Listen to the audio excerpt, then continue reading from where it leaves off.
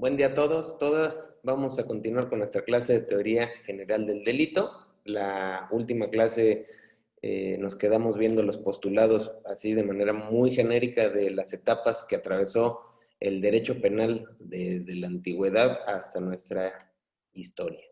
Y veíamos que había características particulares en cada una de las etapas, desde la venganza privada hasta la etapa del humanismo, la etapa científica que tenemos ahora, y que en concreto, van a buscar humanizar al derecho penal, van a buscar quitarle ese componente de la barbarie, del salvajismo, de los tratos crueles, inhumanos, e incluso abolir la propia pena de muerte, que es un debate que en muchos foros todavía se plantea, no tiene razón de ser. Somos un derecho penal de tipo científico, analizamos la conducta, buscamos mediante el orden social y diferentes medios de control, pues que se mantenga cierto grado de estabilidad social, y es parte de lo que vamos a ver hoy de ese panorama para que sigamos complementando nuestra formación. Entonces, vamos a compartirles aquí un poco de esto. Y como podrán observar, tenemos ese panorama general del que ya habíamos venido y que se concatena con la parte histórica, en donde mientras exista una relación e interacción entre individuos, puede surgir el delito. Significa, mientras haya dos o más personas, no es necesario que surja el delito, pero en cuanto se encuentre alguna diferencia, ya sea con intención o por imprudencia, pues puede surgir la figura delictiva. El delito va a ser un fenómeno del mundo natural, el delito no es una construcción jurídica, el delito lo vamos a encontrar, como aquí lo dice, en el robo, en las violaciones, en el homicidio y cualquier otro acto que atente contra la vida en sociedad. Vamos a tener que hacer aquí una distinción porque también la criminología se ocupa de conductas antisociales, incluso la propia psicología también estudia el trastorno antisocial, pero tenemos que hacer entonces una división porque si no, estaríamos en una tierra común y no es cierto. O sea, va a tener una característica que va a diferenciar la parte de la norma, la parte del estudio del derecho penal con la parte del estudio criminológico. Y aquí vamos a hacer una pausa para poder hacer esa distinción. Si bien es cierto, el delito se compone de una conducta antisocial, anticontra y social de ese conglomerado social, de ese conjunto, de esa colectividad de individuos, lo cierto es que la criminología también se ocupa de esa conducta antisocial. La gran diferencia va a ser que la conducta antisocial que estudiamos en derecho penal va a ser antijurídica. No nada más va a ser antisocial, sino que reúne la antisocialidad y reúne la antijuridicidad. ¿Qué significa? Que también, aparte de ser un hecho lesivo contra la propia sociedad, va a ser lesivo contra la norma. Ya lo veíamos en la construcción de la norma, que norma es igual a precepto más sanción, y que la norma está por encima, en una suerte de estructura superior, que impregna a la positivización de alguna condición. Ejemplo, cuando vemos el tipo penal de homicidio, establece, comete el delito de homicidio el que priva de la vida a otro, pero no nos está haciendo alusión a una prohibición expresa, sino está diciendo al que cometa esa privación de la vida tendrá tantos años de prisión en la punibilidad que establece esa propia construcción, pero no nos está diciendo no lo hagas, al contrario, está diciendo quien lo haga tendrá tal consecuencia, una consecuencia normativa. Entonces, ¿dónde quedó la norma? La norma quedó en la construcción anterior a ese enunciado y dice, no mates, porque si matas, tendrás como consecuencia la privación de tu libertad por tanto tiempo. ¿Ya vieron cómo la norma aparece antes? En los En el decálogo, por ejemplo, en las religiones, vamos a encontrar los 10 mandamientos. Los 10 mandamientos son constructos que están poniendo una limitante. Dice, no matarás, no robarás, tendrás un solo Dios, etcétera, etcétera. Pero le está dando ahí la indicación porque es una norma, literal es una norma. A diferencia de nosotros que estamos estudiando una ley y que la norma está por detrás, antecede a la ley. Es lo que la ley busca proteger, que es ese no matarás. Y entonces aquí es donde entra el debate con los criminólogos porque nos establecen que ellos también estudian conductas antisociales, pero en nuestra disciplina no toda conducta antisocial va a ser una conducta antijurídica. Vamos a encontrar conductas que sí son lesivas para la comunidad, pero no están en el Código Penal. Y el simple hecho de que no estén en el Código Penal nos descarta a los penalistas de su estudio. Esa es la gran diferencia. Cuando una conducta antisocial se positiviza y la encontramos ahora sí ya plasmada en el Código Penal, ya, ahora es competencia de los penalistas y del sistema de justicia que nos hagamos cargo de ella. ¿Podremos encontrar en nuestra sociedad una conducta que sea antisocial pero que no sea antijurídica? Sí. ¿Cuáles que tenemos en boga últimamente? Todo lo que tenga que ver con el ciberespacio, todo lo que tenga que ver con plataformas digitales, el robo de identidad, muchas modalidades de fraude que se da con esa suplantación, todavía, o sea, son conductas antisociales, pero que no son antijurídicas. Todavía el legislador no las retoma, no las ingresa todavía al Código Penal y por ende, pues, aunque quisiera el sistema actuar en contra de ellas, actuar sinónimo de la parte judicial, está impedido. Sí, a nivel de estructuras de seguridad, por supuesto que puede actuar, por supuesto que puede tener una unidad de prevención de delitos cibernéticos, puede tener una unidad de prevención del delito según sea la vertiente que traiga, o incluso de conductas antisociales, pero la diferencia va a ser que él va a tener que desarticularlas porque no las va a poder llevar a juicio. No las va a poder llevar a juicio porque no existe todavía su reglamentación. Entonces aquí tenemos un problema. Ahora, ¿de qué va a hablar nuestra clase? Ya les da una pista, la imagen que trae nuestra diapositiva. Y viene como de los homínidos, van evolucionando y hoy nos encontramos con los medios de comunicación. Y ya vemos ahí cómo el tipo hace una pausa, el tipo de la sudadera roja, y tenemos ahí un freno. Más o menos de eso vamos a hablar el día de hoy.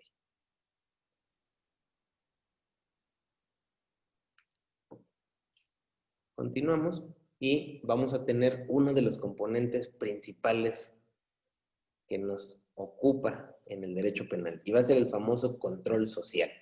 Ese control social nos dice que van a ser diferentes medios, diferentes formas, que son una suerte de limitantes de la propia conducta social.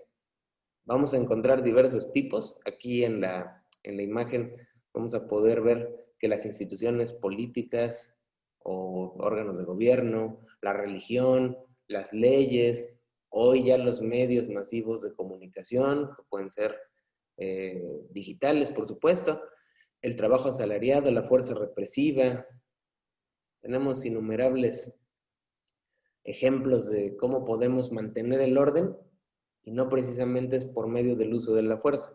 Hoy, si se dan cuenta con este tema de la pandemia, tenemos pues incluso una limitante, pero no es per se de las personas que no quieran salir o que no quieran convivir, sino que nuestras actividades se realizan en el ciberespacio, tenemos contacto, tenemos interacción, pero no nos desplazamos físicamente de un lugar a otro. Nuestra interacción se va a reducir a simplemente la comunicación, pero la simple cuestión del no desplazamiento, eso multiplíquenlo por el número de personas que somos, pues por supuesto que va a reducir la interacción física de las personas. Si reduce la interacción, por supuesto que vamos a ver una baja en la comisión de delitos. Porque incluso no vamos a ver, o vamos a ver cómo se disminuye el daño en propiedad ajena con los percances vehiculares, pues porque no va a haber necesidad de trasladarnos y no se va a dar por probabilidad el caso de que un carro choque con otro. Entonces, no es que por arte de magia se haya disminuido el delito. Pues cayó el delito porque no nos estamos trasladando y no nos estamos trasladando porque ahora la comunicación la tenemos vía plataformas. Pero en la antigüedad, por eso era muy importante ver las etapas y las vamos a desmenuzar con más detalle. En la antigüedad, desde la etapa de la venganza privada, yo les hablé de una que se llamaba la etapa de la venganza divina y siempre se han ido construyendo en paralelo.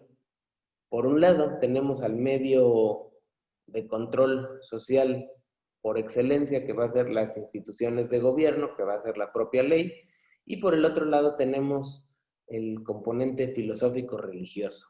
Si tú te portas mal en vida, pues tendrás como consecuencia una pena de las que establece el código, o bien tendrás una multa, o bien tendrás alguna otra consecuencia que esté establecida en la ley. Si tú te portas mal, pero no se te sanciona en vida, bueno, en otro plano, de acuerdo a la filosofía que practiquen, pues van a tener su consecuencia, irán al purgatorio, irán al infierno, dependiendo de la creencia religiosa que tengan. Al final las dos convergen en pórtate bien, condúcete conforme a los principios, condúcete conforme a los valores que se te enseñaron y se te impusieron, para que tú al final obtengas una recompensa. Si es en el plano celestial, pues obtendrás todas las bondades de aquellas personas que obraron de acuerdo a lo que mandata su filosofía. Si tú te portas bien en vida y tu conducta es socialmente aceptada y no contravienes la norma, ni dañas a la sociedad, pues lo que vas a tener es un desarrollo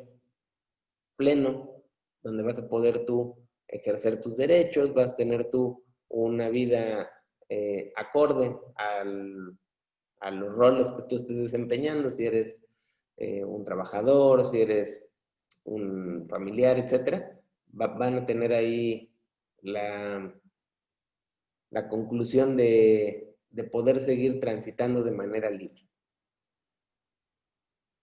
Siguiendo con nuestro estudio, ya habíamos visto, y lo retomamos nuevamente, ese jus puniendi, y aquí es donde entra el componente de el estudio del Estado. El Estado, acuérdense que surge como un ente al que todos le dimos ciertas facultades, ciertos poderes para que estuviera encima del plano social. ¿Cuál es el objeto? El objeto es ese control, por eso el Estado es el medio de control por excelencia. Y aquí vamos a tener que, para que el Estado pueda cumplir con ese mantenimiento del orden, pues va a tener que tener una facultad. Acuérdense el principio del Estado de Derecho, que el Estado solamente puede hacer lo que la ley le faculta, mientras que el gobernado todo aquello que la ley no le impide. Entonces, desde que se concibe el contrato social, la Constitución, queda plasmado por acuerdo de todos que el Estado tenga una facultad sancionadora. Y con esa facultad sancionadora, ya la vimos que es concatenada en diversos artículos de la Constitución, el artículo 73, fracción 21, el artículo 102, el artículo 21, etcétera, que van a englobar ahí toda la facultad del jus puniendi. Pues bueno, vamos a tener como consecuencia que está justificado. Incluso van a decir, bueno, ¿cómo se lleva a cabo esa facultad sancionadora? Pues bueno, tiene otro componente, porque si no, no podría yo hacer uso de esa facultad si no le doy una complementaria, y va a ser el uso de la fuerza. Ese uso de la fuerza que está tan debatido, tan cuestionado, que ya lo habíamos platicado de manera así muy general, que ¿cómo se ejerce la fuerza? La fuerza se ejerce por medio de la violencia, pero es una violencia que está, aparte de legitimizada en el Estado y está positivizada en la Constitución, tiene que ser gradual, tiene que ser proporcional, tiene que cumplir determinados estándares. No es una fuerza absoluta, no es una violencia excesiva, tiene que ser una violencia proporcional y siempre preponderando los derechos humanos del ciudadano. Eso es lo que establecen los parámetros constitucionales en relación al uso de la fuerza. O sea, ese uso de la fuerza va a ser, ya lo habíamos visto, de manera gradual o escalonada. Va a empezar con el control verbal y va a culminar con el uso de armas de fuego, pero ya en su vertiente de letalidad. O sea, pero no va a ser a la inversa, no primero vamos a utilizar las armas o vamos a utilizar el mecanismo de armamento con el que contemos, ya sea armas no letales, como pudieran ser los gases asfixiantes, pudieran ser los dispositivos eléctricos de descargas eléctricas, pudieran ser las tanquetas de agua, pudiera ser infinidad las armas de goma, etcétera, pero siempre cuidando esa vertiente de gradualidad. Y aquí es donde empieza a romperse los mitos, empiezan a romperse las cuestiones porque se tiene que hacer un reforzamiento tanto de las autoridades del conocimiento de esa Ley Nacional del Uso de la Fuerza, que en su momento la analizaremos, pero es la que cuando menos establece parámetros de esa gradualidad. ¿Qué significa? Que la autoridad, quien esté investida de ese imperio, quien tenga el uso legítimo de la fuerza, las instituciones policiales, las Fuerzas Armadas, etcétera, pues tendrán que acatarse a seguir esos lineamientos. De lo contrario, tendremos un uso excesivo de la fuerza y como consecuencia violación a derechos humanos y contraviene lo que establece el propio artículo primero de la Constitución, que ya lo habíamos visto, es una garantía, es un marco de derechos que tenemos todas las personas que estamos dentro del territorio mexicano y que las autoridades se tienen que ceñir a ese catálogo de derechos previamente reconocidos por la Constitución. Entonces, con base en lo anterior, tenemos aquí que cuando nosotros tenemos una norma, cuando el legislador genera una nueva ley, pues tendría que considerar en su haber cuando menos tres grandes momentos, que a veces tal pareciera que el legislador es un ser que de la nada, por generación espontánea, crea una norma, pero no dimensiona cuáles van a ser los efectos de la norma. No los dimensiona, no plantea a veces su operación, no plantea sus momentos a los efectos que va a surgir esa norma. Entonces, cuando nosotros estudiamos aquí, por supuesto, y es una ciencia el derecho que va a identificar cada una de esas etapas. La primera etapa nos dice aquí, antes de emanar la norma jurídica, una condición ex ante, y si en ese momento no se puede hablar con rigor del jus puniendi, dice, no se puede hablar porque nosotros estamos todavía en el plano de la teorización de esa norma, que sucederá así, pero tenemos que considerarla. A veces, por algún tipo de impulso o necesidad social, el legislador se ve en la necesidad de generar una norma, de generar una nueva ley o un cuerpo normativo, y no dimensiona los alcances, y ahí es cuando vienen los problemas en la operatividad para la autoridad, pero también vienen las complicaciones para el ciudadano. Y lo vamos a ver por qué.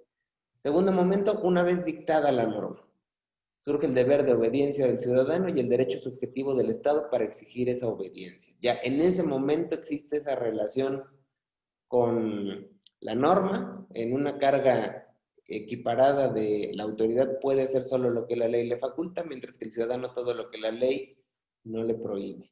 Aquí tenemos que ver a quién le asigna esa carga la norma. Si la norma le asigna la carga de una facultad al Estado, bueno, pues tendrá que llevarla a cabo. Si la norma le impone una condición al ciudadano de no realizar tal o cual conducta, pues tendremos que acatar eso. Nos establece una limitante. Y el tercer escenario va a ser cuando se infringe la norma jurídica. Y aquí es donde nace el derecho subjetivo del Estado a castigar. Como ya lo veíamos con la construcción o la fórmula propuesta por Eduardo García Maínez, en donde nos establece que norma es igual al precepto más la sanción, y aquí es donde vamos a ver la parte de la sanción. Si tu conducta encuadra en lo que dice la norma, pues tendrás como consecuencia una sanción. ¿Dónde podemos ver esta estructura? En todos los cuerpos normativos. El hecho de tener, por ejemplo, un reglamento de tránsito que nos establece los limitantes de velocidad que tenemos en determinadas vías de comunicación. En este caso serían calles y carreteras. Y nos establece, podrás circular a una velocidad de 40 kilómetros por hora. O sea, nos está diciendo, sí puedes circular, y nos está diciendo cuál es el tope máximo. Y después viene, en caso de que tú excedas el límite de velocidad, se te impondrá una sanción consistente en una multa y la restricción de tu licencia para conducir. Ah, ya nos estás dando ahí una fórmula que coincide con el postulado de Maynes. En el derecho penal sucede igual. Si tú encuadras tu conducta del mundo físico en el postulado que está en la ley, pues tendrás como consecuencia tal castigo o tal sanción, depende que sea lo que esté establecido. Son tres momentos que hay que considerar. Les digo, muchas veces el legislador, sea cual sea el tiempo y sea cual sea la condición que impere en ese momento, pues genera un cuerpo normativo para dar solución a un acontecimiento del mundo fáctico, de la realidad, y pues ya es hasta la operación que empieza a ver toda la serie de complicaciones que representa el que haya hecho esa ley. Y aquí es donde vemos que surgen los juicios de amparo, las controversias constitucionales, las acciones de inconstitucionalidad, porque dicen, oye, tenías que haberte ajustado, tenías que haber hecho ahí algún otro tipo de análisis previo, porque ni modo que cada ocurrencia que tengas la vas a plasmar en una ley. Por supuesto que tienes que hacer no nada más consultas o foros, que es lo que yo veía en el pasado que hacían. Vamos a hacer un foro para pedir la opinión de la ciudadanía, de si está de acuerdo o discrepa con la presentación de tal o cual ley. No, también hay que pasarlo a los laboratorios de la ciencia del derecho, a las academias, a los institutos de investigación, etcétera, a las propias organizaciones civiles, y pues tienen que vertir sus comentarios para ver los efectos. Por supuesto que toda ley siempre va a tener un efecto, y ese efecto no lo podemos menospreciar, no lo podemos minimizar, al contrario, o sea, tenemos que dimensionarlo y ponderar cuál va a ser el costo-beneficio de esta situación. Aquí nuevamente me detengo porque, como ya lo habíamos visto en clase, surge la famosa tendencia del populismo penal. Pensamos que con el derecho penal vamos a terminar con cualquier dolencia social, y es algo totalmente equívoco. ¿Por qué? Porque estamos haciendo una sobre-regulación de conductas. Todas las conductas ya las queremos meter en los códigos penales y pensamos que con esa restricción conductual, a través de la norma, vamos a tener mayor orden social. Segunda, ya tenemos descrita la conducta en la ley, pero sigue la población sin cumplirla. Y entonces, ¿qué se le ocurre al legislador? El legislador muy fácil, dice, pues si no tenías miedo de que fueras a estar 20 años en la cárcel, si tú la vas a, si tu conducta encuadra en la ley, pues yo creo que te pareció poco, 20 años, pues la voy a subir a 40 o a 70. Y entonces a ver si así no te da miedo. Y entonces los investigadores del derecho y quienes se dedican al estudio de los efectos de la norma se dan cuenta que no pasa nada. Sí, es cierto, ya cambió la construcción de la ley, ya le pusieron más años, pero se sigue cometiendo en la realidad el hecho. ¿Creen que sea eficaz y efectiva esa norma? No, incluso solo empeora las calidades que pueden tener de condena. Tenemos aquí el problema de que suben las punibilidades, sube la amenaza de la pena, pero todavía la conducta se sigue cometiendo. Pero no es una cuestión novedosa, o sea, tiene muchísimo tiempo que está arrastrando ese tipo de conductas. Si venimos de los tratos crueles e inhumanos Desde la antigüedad venimos de las penas infames, venimos de los azotes, de las marcas, de los postulados de la Inquisición, etcétera, incluso de la propia pena de muerte. Y es una constante del ser humano que no ha disminuido su comisión del delito, a pesar de que de que ya tuvieron en su catálogo las peores penas. Pues aquí tenemos entonces un problema. ¿Qué miedo puede tener una persona que le dicten 30, 40, 50 años de prisión? O sea, digo, si no le teme a la muerte, menos le va a temer a 30, 50 o 70 años de prisión. Y alguien va a decir, bueno, ¿y entonces cuál sería la solución? Pues la solución la vamos a encontrar en el mundo que es no penal.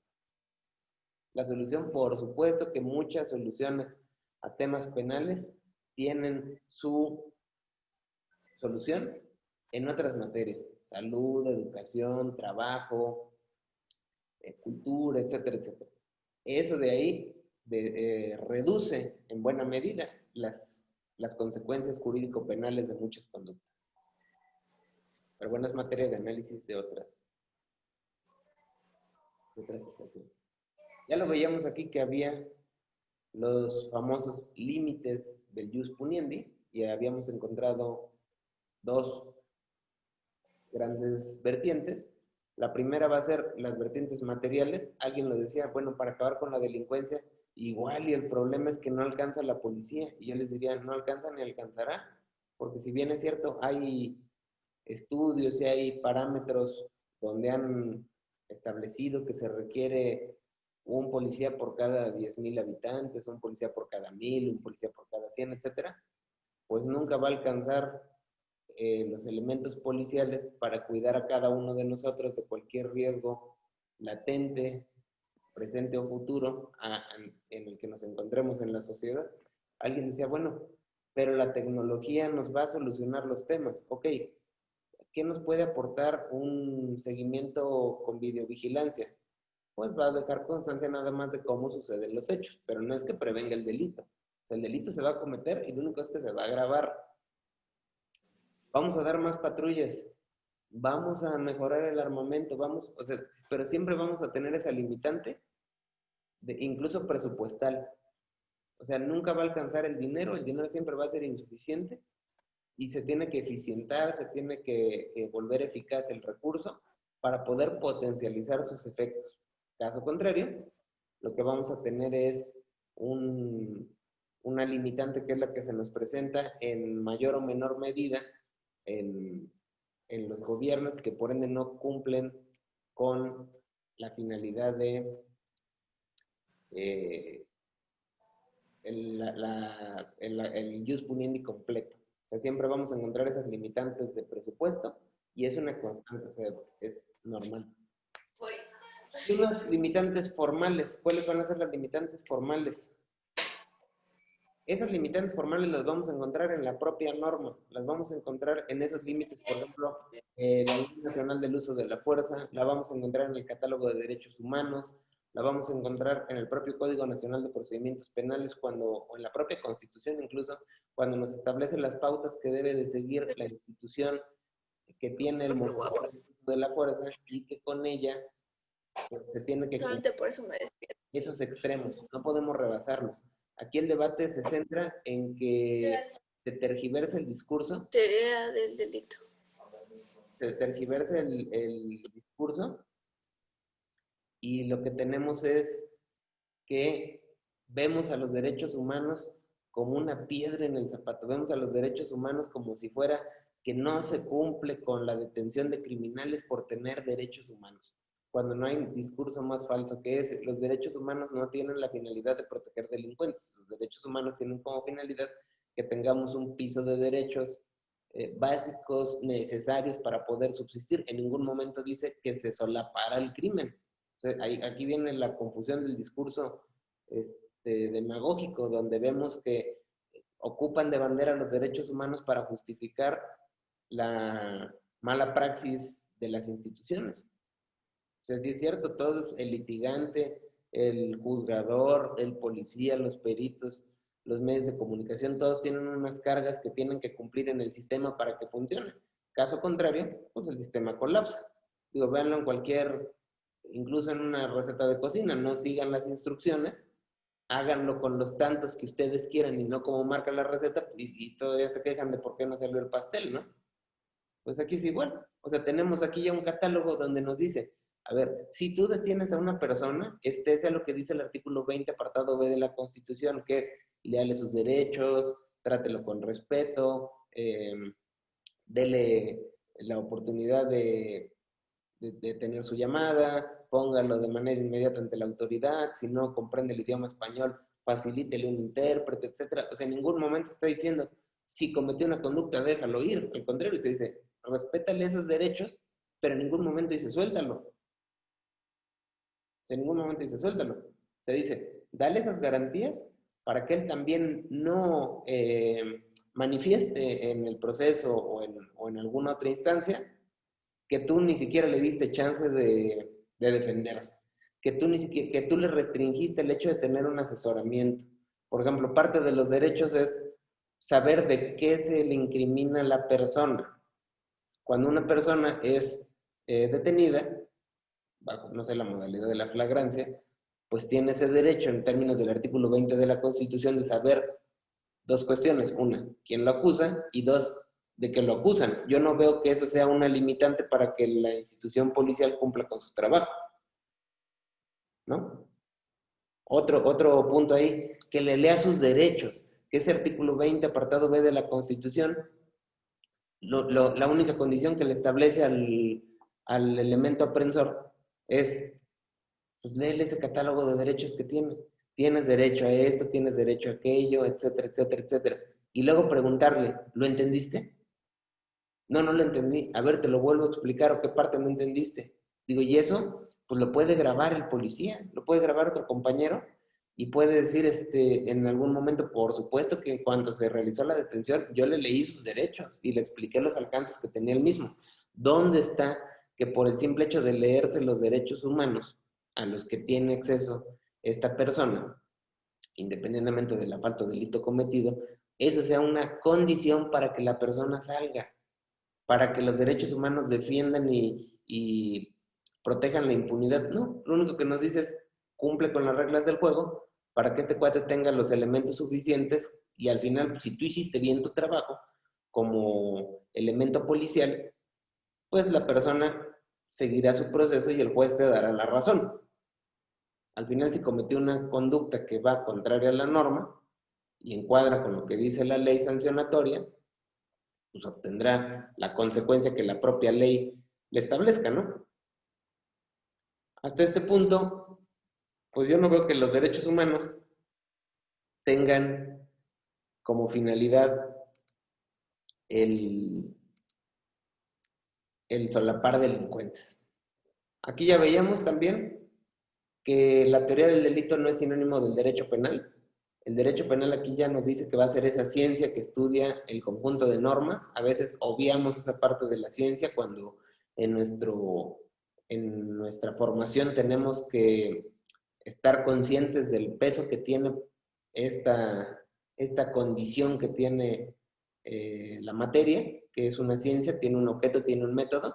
Si es cierto, va a estudiar normas jurídicas, pero lo va a hacer a la luz del sistema epistémico. Lo va a hacer con la seriedad y el profesionalismo que cualquier ciencia formal exige. Y entonces, ¿qué va a ser la teoría del delito? Aquí nos dice ya en la parte izquierda de nuestra diapositiva que va a ser un sistema categorial, clasificatorio y secuencial en el que peldaño a peldaño se va elaborando a partir del concepto básico de la acción los diferentes elementos esenciales comunes a todas las formas de aparición del delito.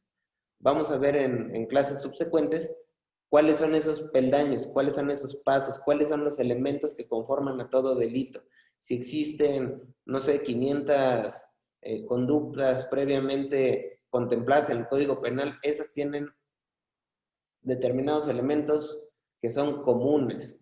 No va a haber, o bueno, el hecho de que exista un delito fiscal o que exista un delito contra la vida patrimonial, pues si bien es cierto, tienen características que los diferencian, también tienen características que los unen. Y entre ellos es esa estructura. Y vamos a ver cómo a través de las diversas escuelas de pensamiento, sobre todo alemanas, se va construyendo y van poniéndose de acuerdo qué elementos tiene que tener todo delito para que sea delito en México, en España, en Alemania, etc. Depende el país en el que estudiemos, siempre y cuando se siga la tradición romano-germánico-canónica. Pero nuestro curso se basa precisamente en eso, en analizar esa teoría general. Y aquí vamos a ver, por último, pues que al ser una teoría, pues va a ser un sistema, va a generar hipótesis, va a generar resultados de manera anticipada para ir dándole una explicación al delito. Y vamos a ubicar que existen diversas escuelas de pensamiento, se les llama sistemas penales, donde se van a ubicar esos elementos, pero a la luz de diferentes filosofías. Esta teoría del delito sigue elementos como es un sistema, eso genera hipótesis, tiene una tendencia dogmática, tiene el estudio de las consecuencias jurídico-penales, etcétera, y siempre se está basando en los elementos esenciales del delito. Por eso es una teoría general. Después vamos a ver que hay innumerables teorías del delito y posteriormente vamos a ver que hay teorías particulares del delito. Hasta aquí me quedo. Vamos a tener les voy a dejar ahorita en Classroom el siguiente link para que podamos continuar con la explicación. Y hasta este punto nos quedamos en esta primera parte de la plática del día de hoy. Entonces, los invito a que estemos pendientes ahorita en Classroom. Les mando el enlace y seguimos, ¿vale?